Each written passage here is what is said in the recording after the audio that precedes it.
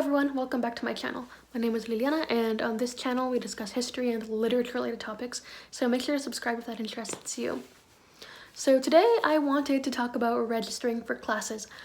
I know for a lot of us who are in university, the semester is kind of starting to draw to a close, and by kind of I mean most people only have like a month or 2 months left before they go on summer break. So with that in mind, I thought I would make a video about kind of things that you should keep in mind or things that you should think of when you're registering for your classes at the end of a semester. I personally just registered for some of my classes a few days ago, and there were some things that I was keeping in mind as I was doing that, and I thought I would share them with you guys. A lot of times we register for classes and we're like, oh yeah, this is gonna be great, you know, it's gonna work out. And then when it comes time for the semester to start and we kind of start getting into the swing of things, we realize that the schedule that we had built for ourselves does not really work out as well as we thought that it would. And this can lead to things like not doing as well in some classes as you thought you would, or even having to drop or withdraw from a class because it just doesn't fit with your schedule and doesn't fit with the way you want things to work that semester. So with all of that having been said, I put together a list of 7 things to keep in mind for when you're registering for your spring classes, things to keep in mind while you're kind of browsing through the catalog and selecting what it is that you want to take next semester. And I am going to be sharing them with you. The first tip that I'm going to share with you is pretty obvious, and that is requirements. For a lot of courses, especially the more advanced ones in university, there are some requirements that you have to pass in order to be able to enroll in that course. Some classes are a little bit different in that even though you don't have to have passed a more basic course, you have to be a certain year in college. For my content engineering course, you have to be a junior or higher to be able to take it because it's kind of geared more towards upperclassmen who are going to be graduating soon and who are going to be entering the workforce. And the reason that I was able to get into it, even though I'm a sophomore, is because I have enough credits at university to kind of qualify as a junior. So obviously that's the first thing you have to keep in mind when you're looking for classes to register for. Do I qualify to take this course? And if I don't, is there a way for me to fix that? The second aspect of this is major requirements. Obviously, to graduate with a certain major, there are certain classes you have to take, certain GEs, etc., etc. So make sure to check that the class that you're taking counts towards your major, and if it doesn't, that it counts for something else, a GE or an elective credit, because you don't want to take a class at college and then realize that later down the road that it didn't really do anything for you. So if you're unsure about what role a certain class is going to do for you or what requirement it's going to fill, please double check and make sure that the class is what you think it is. The second tip that I have is find out who the instructor is. If there's the same class that's being taught by more than one person, then find out who all the instructors are, just so that you have some background knowledge on all of them. This is especially useful for when you're going to be taking a class with somebody that you're unfamiliar with. RateMyProfessor.com is a great resource for looking at professors at your school and seeing what their past students have to say about them. Before I take a class with an instructor that I haven't had or that none of my friends have had, that's the first thing I do. You should keep in mind that the site has been up since 2009 or 2010, so some of these reviews are pretty old and may not apply to the professor anymore because they probably have changed. I find that for me personally, when I look up these professors and read their reviews on the website, I primarily kind of tend to look at their personality. Are they strict in class? Are they flexible? Are they helpful? But of course, when you're on there, you can look for what attributes are most important to you. One thing to keep in mind though is that these are biased reviews, so you should take everything that's on there with a grain of salt. Next point, and this is one that a lot of people don't think about very often, and that is walking time. I think it's something that we've all kind of forgotten about because so many people have been going to class online for the past year or so. But walking time, especially in university, is super important. This doesn't matter if your university is huge and is basically like a mini town, or if your university is tiny. If you're going to take classes where there's only a 15-minute break in between the 2 classes, are 15 minutes going to be enough time for you to walk from the first class to the second class? What if you need to stop to get food or to go to the bathroom, or you need to go to your car or your dorm or your apartment, whatever it is?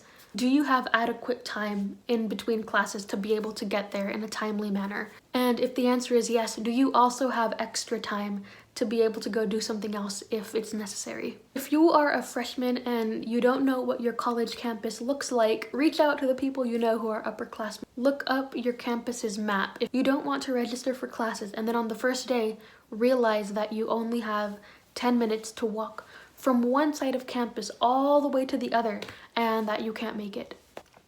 We already talked about walking time between classes, but now let's talk about food time. Think about how many times during the day you need to eat and how long it takes you to eat. If you know that you need to eat approximately every 5 hours, then do not take 3 2-hour classes back to back. It's true that there are a lot of professors who do let you eat in class, but you also don't want to be that one person who comes in with a whole entire meal every single class period.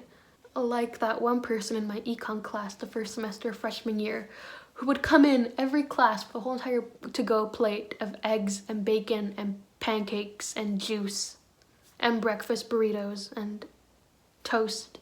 And so make sure you leave enough space in between your classes to be able to go eat breakfast or lunch or dinner or whatever it is when you need to. It is so important to take care of yourself and of your body and of your health.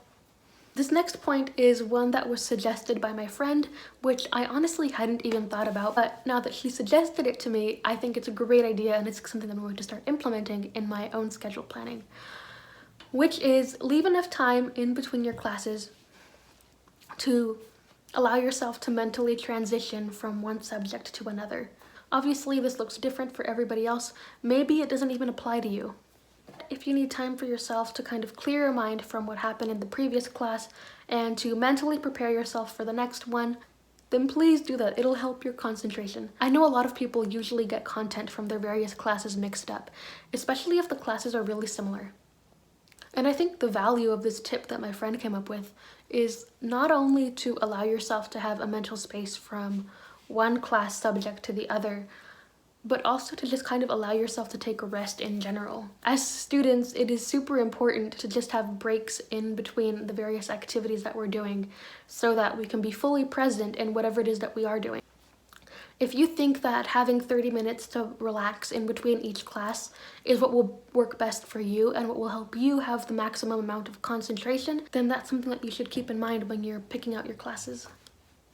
If you find that you get really drained at a certain time of the day, then do your best to kind of plan around that and work with that and find a way to maybe have some downtime during that part of the day so that you can be refreshed and relaxed for whatever comes after that, whether it be your school or homework or an extracurricular or a job.